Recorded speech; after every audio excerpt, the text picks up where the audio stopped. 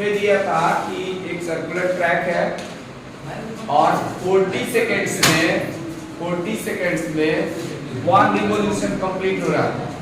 Circular track का diameter दे रखा है 200 metre.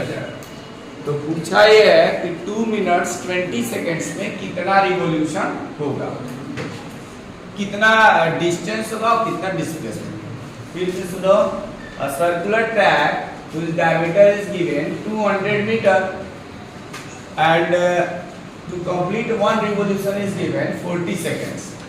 That question is what will be the distance in 2 minutes 20 seconds and the displacement by the body by the moving by the athlete है वो कितना 2 minute 20 second में कितना उस distance travel करेगा और कितना डिस्टेंस डिस्प्लेसमेंट और डिस्टेंस दोनों चीज पूछा। तो इसके लिए हम लोगों ने क्या किया, हम लोगों ने सबसे पहले बताया कि जब डिस्प्लेसमेंट की बात आती है तो 1 कंप्लीट रिवॉल्यूशन हो तो वहां पे डिस्प्लेसमेंट 0, क्योंकि उसका फाइनल और इनिशियल पोजीशन दोनों क्या होता है, सेम होता है। तो ऐसे ही चाहे 2, 3, 4, 5 से जितना भी दिया हो, how many times of number of revolutions complete revolutions given, the displacement will be always 0। जितने भी टाइम्स दिया हो कंप्लीट रिवॉल्यूशन डिस्प्लेसमेंट 0। डिस्टेंस की अगर बात करें तो डिस्टेंस के लिए हमने कहा कि अगर जैसे ए से चला और फिर ये मूव करते करते ए पोजीशन पे ही आ गया तो उसको 1 कंप्लीट रिवॉल्यूशन कहें। उस कंडीशन में सर्कुलर ट्रैक पर अगर एथलीट मूव कर रहा है तो इस सर्किल का जितना सर्कमफरेंस होगा उसी के इक्वल क्या होगा, डिस्टेंस ट्रेवल होगा। इसलिए मैंने यहाँ क्या लिख दिया, 1 कंप्लीट रिवॉल्यूशन, यहाँ पे इन लिखना चाहिए था, इन 1 कंप्लीट रिवॉल्यूशन, यहाँ पे in 1 complete revolution distance on the circular path will be 2 pi R. कितना हो जाएगा, 2 पाई आर। तो इससे 2 को 2 ही रहने देंगे और पाई की वैल्यू 22/7। और ये 100 मीटर कहाँ से आया, डायमीटर 200 मीटर था तो इसका हाफ क्या होता है 100, यानी रेडियस होता है। और इससे हमने कैलकुलेट किया तो इतना। Now total time is given 2 minutes 20 seconds. Then हमने क्या किया, ये चूंकि 40 सेकेंड्स में दिया हुआ था, टाइम हमारा 40 सेकेंड्स में 1 रिवॉल्यूशन दिया था और ये मिनट और सेकंड दोनों में है, तो इसलिए हमने क्या किया, इस मिनट को भी सेकंड्स में कन्वर्ट किया तो 2 से 60 से मल्टीप्लाई कर दिया तो ये 120 और ये आएगा 20, तो हो जाएगा कितना 120।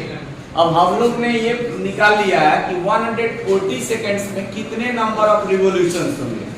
उसके लिए 140 में 40 सेकंड से डिवाइड कर दिया तो नंबर ऑफ रिवॉल्यूशंस 3.5 आ गया। यहाँ तक कोई दिक्कत?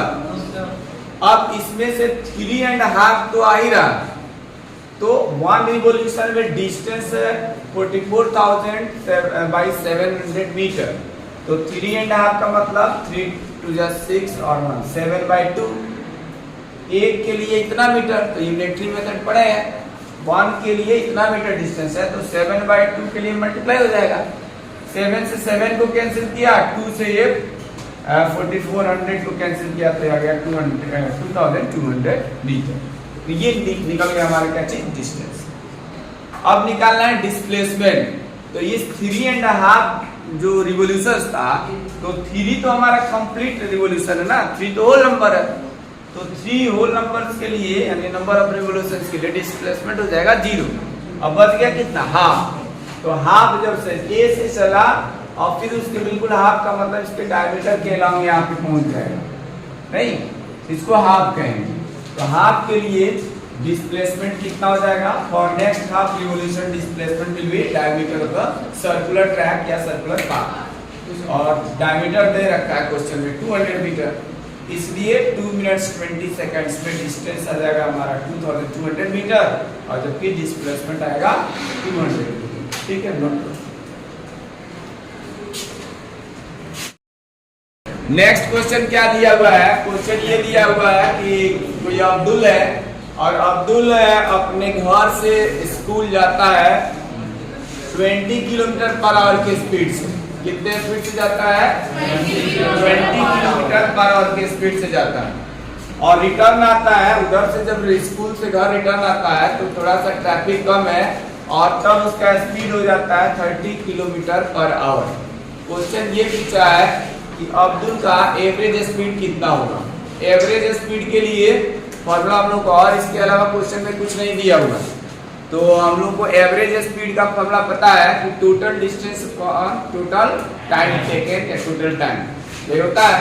इसलिए हमने क्या किया, जब घर से स्कूल गया तो डिस्टेंस तो दिया नहीं है, डिस्टेंस नहीं दिया है तो हमने x किलोमीटर मान लिया, तो x किलोमीटर जाएगा और फिर x किलोमीटर रिटर्न भी आएगा, तो टोटल डिस्टेंस के लिए हो जाएगा x प्लस x यानी 2x किलोमीटर। यहाँ तक प्रॉब्लम तो फिर उसके बाद टोटल डिस्टेंस तो निकल ही गया, अब चाहिए हमें टोटल टाइम। और टाइम निकालने के लिए क्या होता है, डिस्टेंस अपॉन, जब स्पीड दिया है और डिस्टेंस हम लोगों ने x लेट कर लिया हुआ है तो टाइम निकल सकता है, और टाइम निकालने का फॉर्मूला होता है distance upon speed.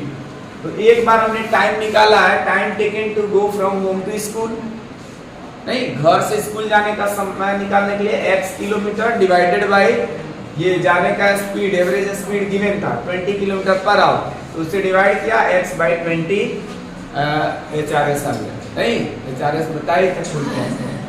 And time taken for returning from school to home, तो T2 निकाला, तो फिर भी डिस्टेंस तो वही रहेगा और डिवाइडेड बाई स्पीड चेंज हो गया 30 किलोमीटर पर आवर है स्कूल। अब टोटल टाइम इक्वल टू होता है T1 प्लस T2, यानी इस टाइम को जाने वाला टाइम और रिटर्न का टाइम दोनों को ऐड कर दिया, ये निकल करके आ गया 5x/60। ठीक है, अब आपके पास टोटल डिस्टेंस निकल गया, टोटल टाइम निकल गया। एवरेज स्पीड का फॉर्मूला होता है total distance upon total time. यहाँ पे वैल्यू रख दिया, टोटल डिस्टेंस की जगह 2x, टोटल टाइम ये है, इसको कैंसिल किया तो ये आ गया 24 kilometre per hour.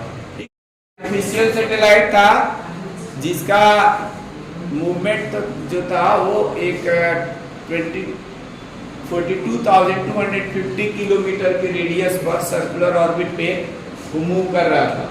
One revolution 24 hours में लगा रहा था। पूछा है कि उस आर्टिफिशियल सैटेलाइट का स्पीड क्या होगा, तो स्पीड का फॉर्मूला होता है डिस्टेंस अपॉन टाइम। डिस्टेंस हमें मालूम है, जब कोई आर्टिफिशियल सैटेलाइट हो या कोई भी ऑब्जेक्ट सर्कुलर पाथ या ऑर्बिट में मूव करता है तो उसके सरकमफेरेंस के इक्वली डिस्टेंस को ट्रेवल करता है।